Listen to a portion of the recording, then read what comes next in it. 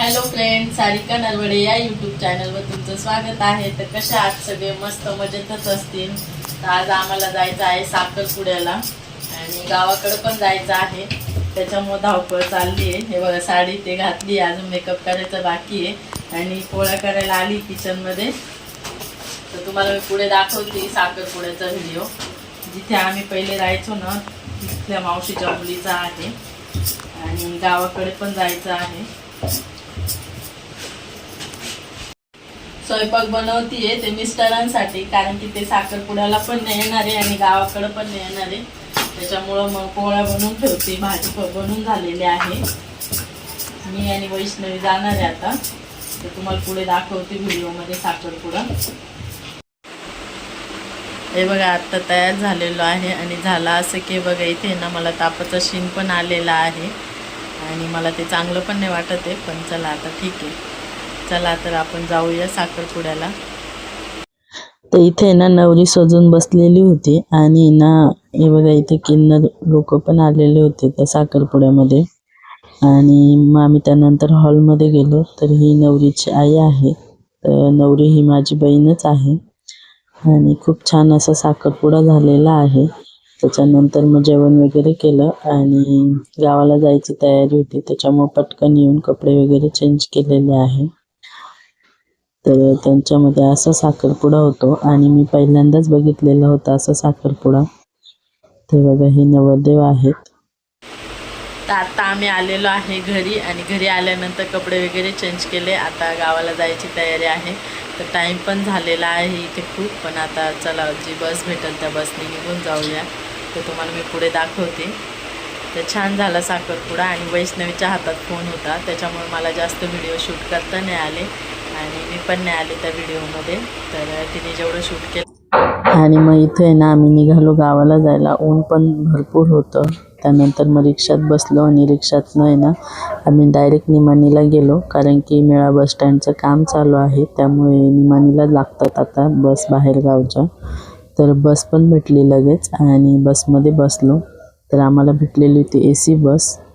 तर तुम्ही पाहू शकता, बसमध्ये बसलो होतो। खूप धावपळ करत गेलो आणि बस पण भेटली आणि माझा शीन पण खूपच मोठा होऊन गेलेला होता। पुढे मामाची हळद होती, लग्न होतं आणि अशाच टायमाला काहीतरी होतं। या बाई, मम्मी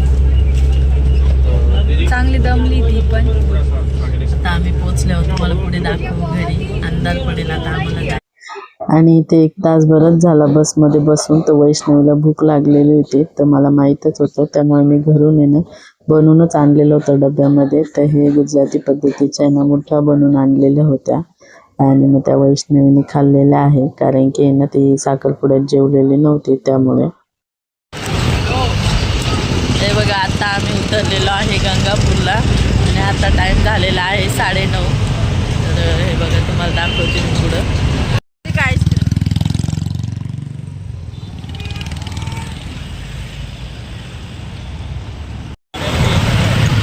आणि आम्हाला घ्यायला येणार आहे मामा, त्याच्यामुळे आम्ही इथे थांबलेलो आहे।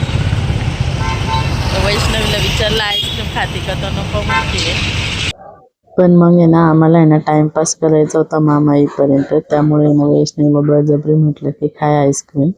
तर इथे आईस्क्रीमचा कोन घेतलेला आहे आणि त्यानंतर मग मामा पण आला, तर त्याला पण म्हटलं खातो का आईस्क्रीमचा कोन, तर त्याच्यासाठी पण एक घेतला आणि मग आम्ही तिघांनी ना आईस्क्रीम खाल्ली आणि त्यानंतर मग गावाकडे जायला निघालो। तर तुम्ही पुढे पाहू शकता किती अंधार आहे।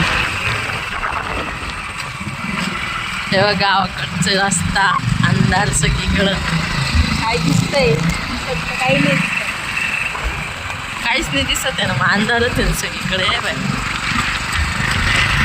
आता पोहोचलेलं आहे घरी आणि हळदीचं ठिकाण आहे, तिथे जाणार आहे। तुम्हाला दाखवते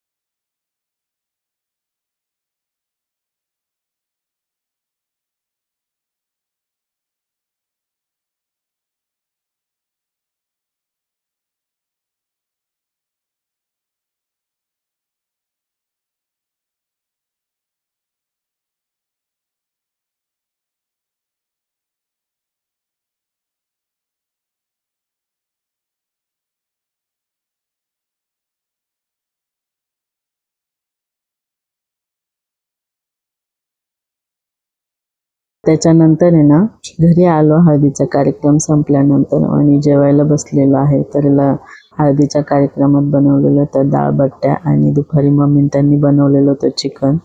तर असं काही जेवण केलं आणि सकाळी चहा पाणी झाल्यानंतर मग स्वयंपाकाची तयारी. ते बघा कोबीची भाजी टाकलेली आहे गॅसवर. तर कसा वाटला व्हिडिओ कमेंटमध्ये नक्की सांगा. आवडला असेल तर लाईक करा, सबस्क्राईब करा, शेअर करा. आणि इथे तुम्ही पाहू शकताय सगळं डोळ्यामध्ये धूर चाललेला आहे. तर पाणी पण येते डोळ्यांमधनं. तर चला इथंच व्हिडिओ एंड करत आहे.